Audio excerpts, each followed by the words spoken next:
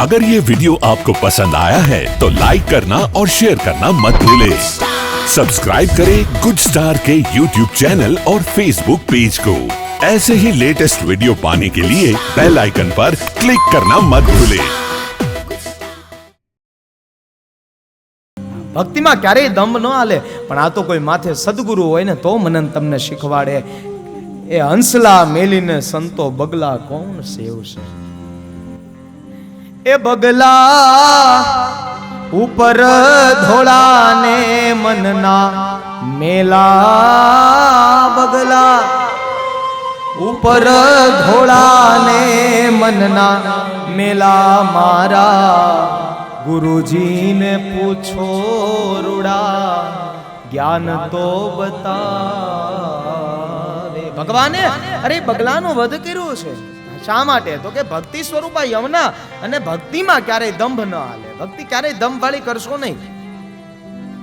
जो आ स्क्रीन मुकाई पण थोड़ी एवी हजी आम आगळ होत ने तो તમે બધા એની અંદર દેખાતા હોત ને આગળ બેહવા વાળા, અને એની સામે જ્યારે કેમેરો આવે ને સામે સ્ક્રીન ઉપર દેખાય, સ્ક્રીનમાં એનું ધ્યાન હોય કે આપણે આવ્યા એટલે વાતો કરતો હોય તો એ બંધ થઈ જાય. હા, કારણ કે ખબર છે એટલે બધાય જોવે મને, હે ને? હા, બધાય કે મને જોવે, મારે આમ ન બેસવું જોઈએ. એટલે ઈ છે દંભ. પણ સદગુરુ માથે હશે ને એ તો મને તમને શીખવાડશે.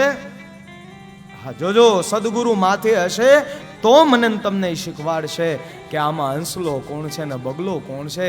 સતી નારી અને ગુણિકા બંને રંગે રૂપે બંને એક છે, પણ એ તો પોતાના પતિની સેવા થકી ઓળખાઈ જાય છે કે આ સતી નારી છે ને આ ગણિકા છે. એ કોયલ અને કાગ બંને રંગે રૂપે બંને એક છે. અરે એમાં તમારે મૂલ્યાંકન કરવા માટે ક્યારેક ક્યારેક જિંદગી નીકળી જાય. એટલા માટે પછી આપણે નથી કહેતા કે દાદા એટલે એકબીજા એકને સમજી ન હોય ગયા.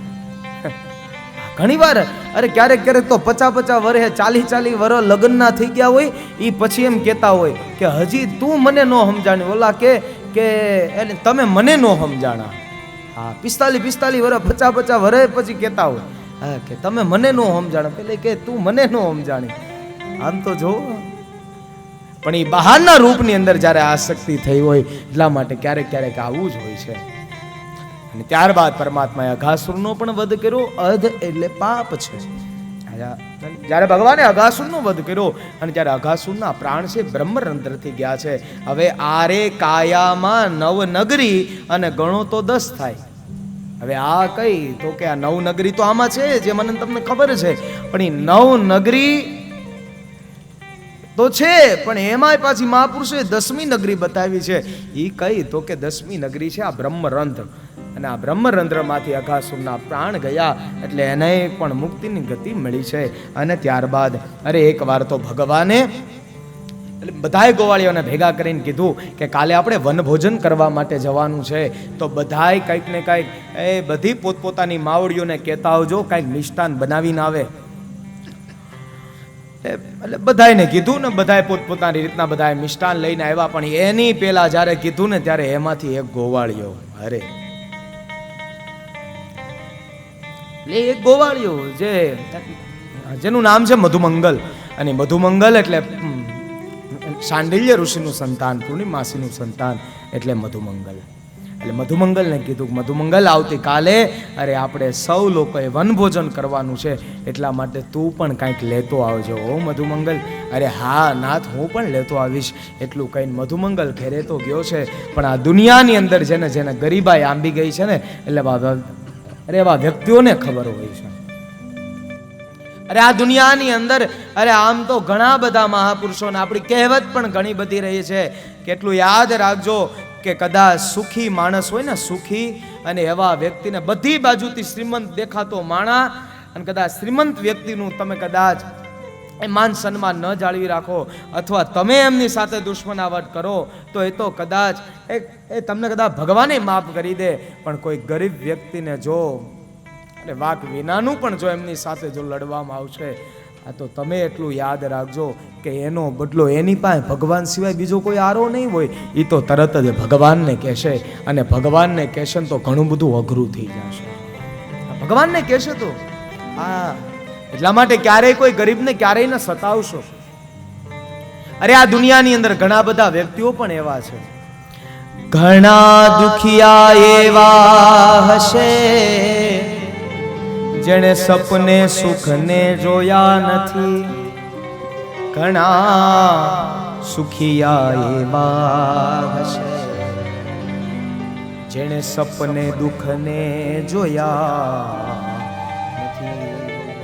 દુનિયાની અંદર ઘણા બધા સુખિયા પણ એટલા માણસો છે કે જેણે ક્યારે સપનામાં પણ ક્યારેય દુઃખને જોયું નથી, અને આ દુનિયાની અંદર ઘણા બધા એટલા પણ દુખિયા માણસો છે કે જેણે ક્યારેય સપનામાં પણ સુખને જોયું નથી.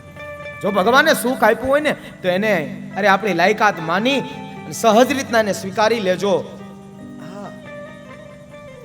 એટલે એ જ પૂર્ણિમાસીનું સંતાન એટલે મધુમંગલ. અને મધુમંગલ અરે પોતાની માની પાસે આવીને માને કીધું, માં આજ તો મને કનૈયાએ સ્પેશિયલ કીધું છે, હો આજ તો આગ્રહ કરીને કીધું છે કે તું નિત્યને માટે તું મારા ઘરે જમે છે, આવતીકાલે આપણે વનભોજન કરવાનું છે, એટલે તું કંઈક લઈને આવજે. એટલે માં મને આવું કીધું છે, રાત્રિનો સમય છે.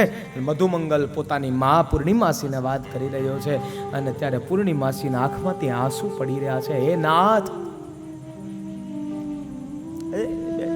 નાથ તું કદાચ મંગાવશો તો મારી પાસે એટલી તું મને લાયકાત તો દે. હા, તેને તે મિષ્ટાન ને એવું બધું મંગાવ્યું છે, પણ તું મને એટલી લાયકાત તો આપ કૃષ્ણ, તો હું કંઈક તારા માટે મોકલું ને નાથ. તું મને કંઈક દેતો ખરા. અરે અન્નનો દાણો નથી ઘરમાં, હે કૃષ્ણ, હા હું કેમ આપું તને ભગવાન. ને એટલું કહીને જ્યારે પૂર્ણિમાસી પોતાના દીકરા એવા મધુમંગલને કહે કે મધુમંગલ, અરે બેટા તું અત્યારે તું સૂઈ જા. અરે અત્યારે નહીં બેટા, સવારે હું તને અરે આજુબાજુમાંથી હું કાંઈક લઈ અને હું તને આપી દઈશ. અરે ના માં, કે હું નિત્યને માટે ઠાકોરજીને ન્યા જમું છું. અરે એટલે આવતીકાલે મારે પણ કંઈક લઈ જવું પડશે માં, એમાં જરાય નહીં ચાલે. અને ત્યારે પૂર્ણિમાસી રડતી આંખે કહે છે કે બેટા તો એક કામ કર, તો એના માટે એક જ છે. શું? અરે ત્યારે કહેતા કહેતા રડતા રડતા કહેવા લાગ્યા કે બેટા એક જો સામે માળીએ છે ને કુલડી પડી, અને કુલડીમાં છે ને ખાટી જૂઠી એક છાશ પડી છે, વાસી. ખાટી છે, જૂઠી છે ને વાસી છે, અને એવી એક છાશ, અને ઈ પાછી એમાં જો કુલડીમાં સામે પડી છે, અને ઈ કદાચ આપણે આપી દઈએ તો. અરે માં, નિત્યને માટે સદ માખણ ખાવા વાળો, સદ છાશોને પીવા વાળો, અરે એને મારે થોડું અપાય? ન અપાય. પણ કે બેટા અત્યારે સુઈ જા, સવારે અરે તું એને મારું નામ આપી દેજે, તું અત્યારે સુઈ જા. મધુમંગલને સુવડાવી અને પૂર્ણિમાસી સવાર પડી મધુમંગલને આગ્રહવશ કરી અને તરત જ તે એમને પેલી કુલડી આપી.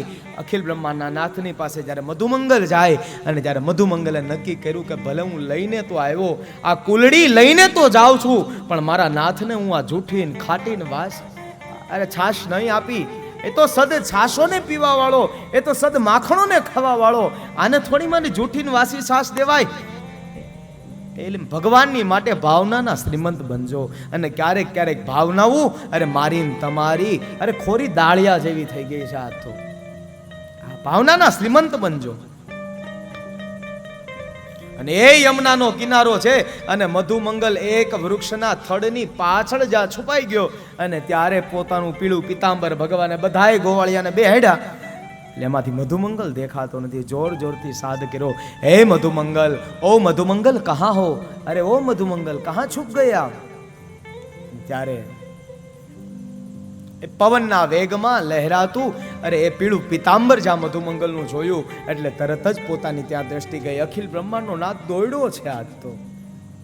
ભગવાન દોડી અને જ્યાં મધુમંગલ પાસે પહોંચે ને ત્યાં તો ઓલી કુલડીમાં ખાટીને જૂઠીને વાસી છે પેલી છાશ હતી, અને છાશ પોતે જ્યારે પી જાય પણ એટલી બધી ખાટી છે કે એ ગળાની નીચે નથી ઉતરતી. એટલે પોતાના એ ગાલમાં જ્યાં એ પોતાના જ્યાં પોતાના મોંની અંદર મૂકી દીધી, અને બંને ગાલોને ફૂલાવી દીધા. જ્યાં ભગવાન આવ્યા એટલે કુરડીનો કરી દીધો એક બાજુ ઘા, અને તરત જ ભગવાન કહે છે, મધુમંગલ બોલ, શું મોકલ્યું તું પૂર્ણિમાસીએ? અરે ના નાથી થોડું તમને દેવાય. અરે ના ના ના મધુમંગલ, તું મને કહેતો ખરા. અરે આટલું સારું કાંઈ મોકલ્યું હશે ને તારે મને દેવું નહોતું, એટલા માટે તું આ બધું તું જમી ગયો. કે તો ખરા તું શું આવ્યો? ત્યારે મધુમંગલના મોંમાં છાશ હતી એટલે એ કાંઈ બોલી ન શક્યો. અને ત્યારે પોતાના બંને હાથોની મુઠ્ઠી વાળી અખિલ બ્રહ્માના નાથે મધુમંગલના ગાલ ઉપર જ્યાં મારી અને છાશનો રગેડો બહાર આવ્યો. અખિલ બ્રહ્માનો નાથી છાશને પીવા મળ્યો છે. જો અખિલ બ્રહ્માનો નાથી છાશના રગેડાને પીવા લાગ્યો છે. એ મધુમંગલ આટલી સારી છાશ લેવો અને તે મને આપી નહીં. એટલે બધાય ગોવાળિયાના બેહેડા એટલે બધાયને કહે છે એ તમે શું લઈને આવ્યા? એટલે અમુકે કીધું અમે અડદિયા લઈને આવ્યા, અને અમુકે કીધું અમે લાડવા બનાવીને આવ્યા. અને અડદિયા ને લાડવા ને બધું હતું અને એ બધાય પ્રેમથી બધાય જમાડતા હતા.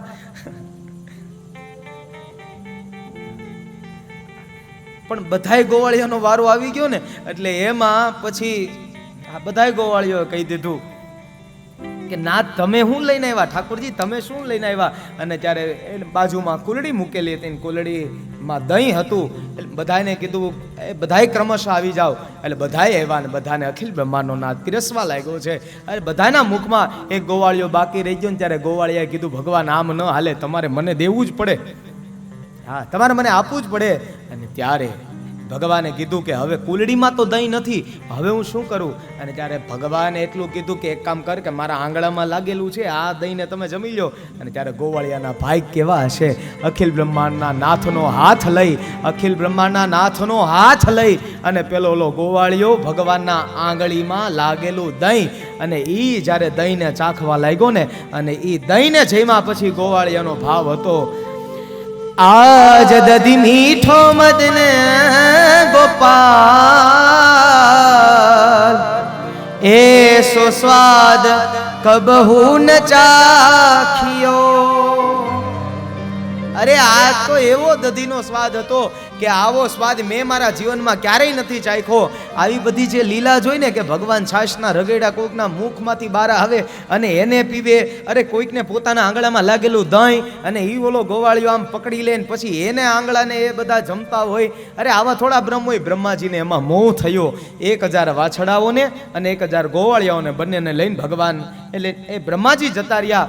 અને ત્યારે અહીંયા ભગવાને રૂપ ધારણ કર્યા 1000 ગોવાળિયાઓના 1000 વાછડાઓના. કારણ કે ગોપીનો એવો ભાવ હતો કે અરે આ લાલો જો અમારો છોરો હોય તો, આ ગૌ માતાનો એવો ભાવ હતો કે લઈને આ લાલો જો અમારો છોરો હોત તો. અને એટલા માટે અરે આ ઈચ્છાને પૂરી કરી છે. 1000 ગોવાળિયાઓ અને 1000 વાછડાઓને બ્રહ્માજી લઈને જતા રહ્યા. અંતકાળે 6 મહિના પછી જ્યારે આવે છે અને જોવે છે, અરે તો કે એ જ ગોવાળિયા બધા ગાયું ચરાવે અને એ જ બધા વાછડાઓ પાછા ચરે પણ છે.